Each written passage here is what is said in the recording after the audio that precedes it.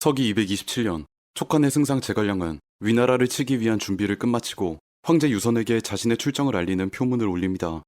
이 표문이 바로 그 유명한 명문 출사표죠. 출사표는 어린 황제 유선에게 전하는 세 가지 주제들로 구성되어 있는데요. 첫째, 촉한이 북벌을 실시해야만 하는 이유와 명분. 둘째, 자신의 부재 시 황제가 나라를 잘 다스려주길 바라는 충언. 셋째, 선제, 즉 죽은 유비에 대한 충심으로 비롯된 중원 수복에 대한 각오입니다. 각 문장 하나하나가 불필요한 미사여구 없이 담백하고 제갈량이 전하고자 하는 바가 명확하게 표현되어 있어 출사표는 중국사 최고의 명문이라 평가받고 있습니다.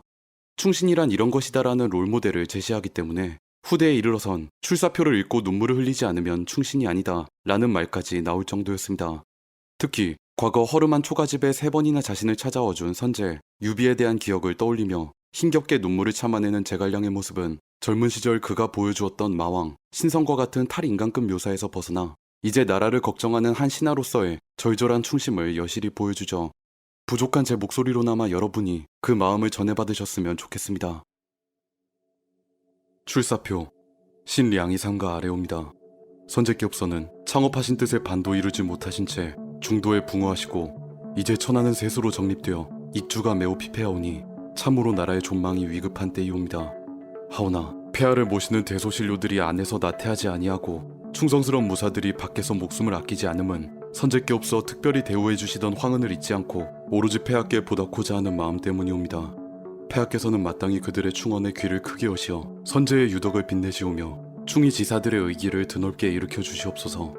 스스로 덕이 박하고 재주가 부족하다 여기셔서 그릇된 비유를 들어 대의를 이르셔서는 아니되오며 충성스레 가나는 길을 막지 마시옵소서. 또한 궁중과 부중이 일치 단결하여 잘한 일에 상을 주고 잘못된 일에 벌을 주매 다름이 있어서는 아니 될 것이옵니다. 만일 간악한 짓을 범하여 죄 지은 자와 충량한 자가 있거든 마땅히 각 부서에 맡겨 상벌을 의논하시어 폐하의 공평함과 명명백백한 다스림을 더욱 빛나게 하시고 사사로움에 치우치셔서 안팎으로 법을 달리하는 일이 없게 하시옵소서. 시중 과규지와 비, 시랑 동인 등은 모두 선량하고 진실하오며 뜻과 생각이 고르고 순박하여 선제께서 발탁하시어 폐하께 남기셨사오니 아둔한 신이 생각하건대 궁중의 크고 작은 일은 모두 그들에게 물어보신 이후에 시행하시면 필히 허술한 곳을 보완하는 데 크게 이로울 것이옵니다. 장군 상총은 성품과 행실이 맑고 치우침이 없으며 군사에 밝은지라 지난날 선제께서 상총을 시험삼아 쓰신 뒤 유능하다 말씀하시었고 그리하여 여러 사람들의 뜻을 모아 그를 도독으로 청거했사오니 아둔한 신의 생각으로는 군중의 대소사는 상총에게 물어 결정하시면 반드시 군사들 사이에서 화목할 것이오며 유능한 자와 무능한 자 모두 적재적소에서 맡은 바 임무를 성실히 다할 것이옵니다. 전한 황조가 흥한 것은 현명한 신하를 가까이하고 탐관오리와 소인배를 멀리했기 때문이오며 후한 황조가 무너진 것은 탐관오리와 소인배를 가까이하고 현명한 신하를 멀리한 때문입니다. 선제께옵서는 생전에 신들과 이런 이야기를 나누시면서 일찍이 환제, 영제 때의 일에 대해 통탄을 금치 못하셨사옵니다.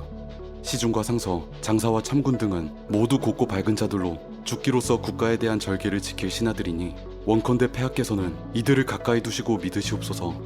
그리하시면 머지않아 한실은 다시 융성할 것이옵니다. 신은 본래 하찮은 포위로 남양 땅에서 논밭이나 갈면서 난세에 목숨을 붙이고자 하였을 뿐 제후를 찾아 일신의 영달을 구할 생각은 없었사옵니다.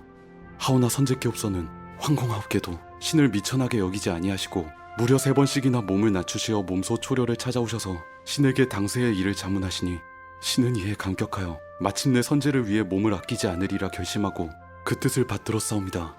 그 후 한실의 국군이 기울어 싸움에 패하는 어려운 가운데 소임을 맡아 동분서주하며 위난한 상황에서 명을 받들어 일을 행해온 지 어언 20하고도 한 해가 지났사옵니다.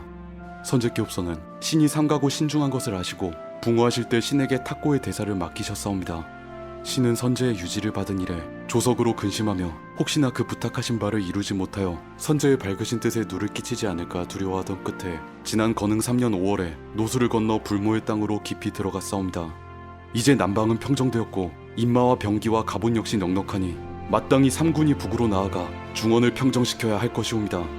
늙고 아둔하나마 있는 힘을 다해 간사하고 흉악한 무리를 제거하고 대한황실을 다시 일으켜 옛 황도로 돌아가는 것만이 바로 선제께 보답하고 폐하께 충성드리는 신의 직분이옵니다. 손익을 헤아려 폐하께 충원드릴 일은 이제 과규지, 비, 동윤 등의 몫이옵니다. 원컨대 폐하께옵서는 신에게 흉악무도한 역적을 토벌해 한시를 부흥시킬 일을 명하시고 만일 이루지 못하거든 신의 죄를 엄히 다스리시어 선제의 영전에 고하시옵소서. 또한 만약 덕을 흥하게 하는 말이 없으면 과규지, 비, 동윤의 허물을 책망하시어 그 태만함을 온 천하에 드러내시옵소서. 폐하께옵서도 마땅히 스스로 헤아리시어 옳고 바른 방도를 취하시고 신하들의 바른 말을 잘 살펴 들으시어 선제께옵서 남기신 뜻을 조치시옵소서. 신이 받은 은혜의 감격을 이기지 못하겠나이다. 이제 멀리 떠나는 자리에서 표문을 올림해 눈물이 앞을 가려 무슨 말씀을 아뢰어야 할지 모르겠사옵니다.